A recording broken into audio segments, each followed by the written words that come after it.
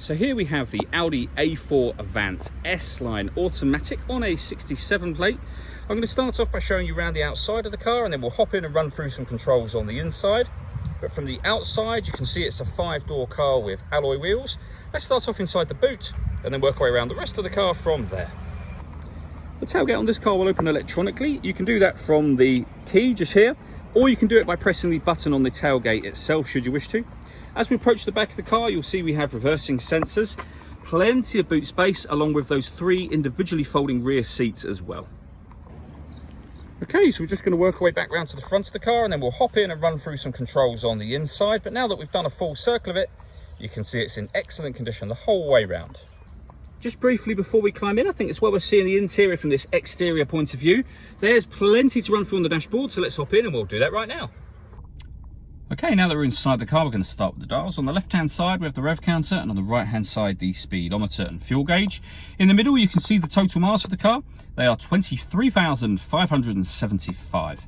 Also, in that central section there, it will show you what gear this car is currently in. So it's in P for park at the moment. The information displayed above that can be changed using buttons on the steering wheel. So you can have, for example, a digital readout for the speedometer, as well as various different bits of information. There are other menus available as well, and you can see along the top there, fuel economy, your audio menu, any kind of warnings, etc., and your satellite navigation as well, and then back round to the beginning again. And to go through those options, you use the controls just here. Beneath that, we have cruise control and speed limiter. And on the right hand side, we have stereo controls and phone controls, including voice activation just there. Over in the center, we have the main color screen for the car. So on there, you can access your radio, your media, your satellite navigation, your telephone, and all the movement that I'm making is currently being done using this dial just here. This dial, these buttons and these buttons, these ones here, all control everything that goes on up on the screen.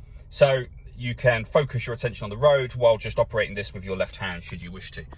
So you'll see, for example, with regards to the radio, that we have got FM and DAB and AM as well. I say all of this is all being done using those buttons I just showed you. So media, there's various different ways you can listen to your music in this car. Aside from the radio, of course, you have Bluetooth audio, auxiliary input, USB input, SD memory card input, and also CD sort of multi-changer as well. Working our way down from that, this is where we have the 3-zone climate control. So that means that you can independently control the passenger temperature, the driver temperature, and then the temperature in the rear of the car as well. You can increase the fan speed, decrease it, of course, from there. You can determine where you'd like the air to be distributed for driver, passenger, and again, in the rear of the car as well. Once you're happy with all of those settings, you can turn the air conditioning on and off. You can also put it on auto. So if I hit that, air conditioning is now on auto for me as the driver, and it will maintain that temperature by itself. You can override that whenever you wish to, and same for the passenger side. On those colder days, we have heated driver, and on the other side there, passenger seats as well.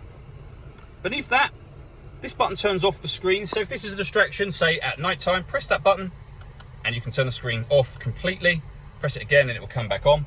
This one turns on and off the parking sensors. That will turn off the traction control for the car.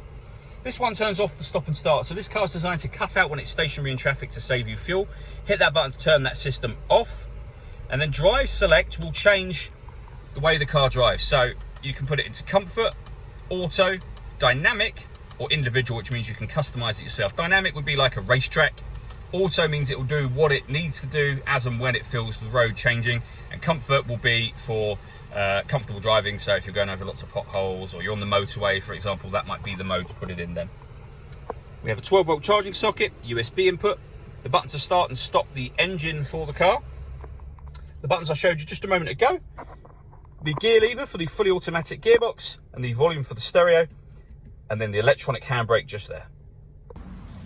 All that leaves me to say is thank you for taking the time to watch this video. If you'd like to come and see the car in person and have a test drive, please feel free to call any of our MJA sites. We'd love to hear from you soon.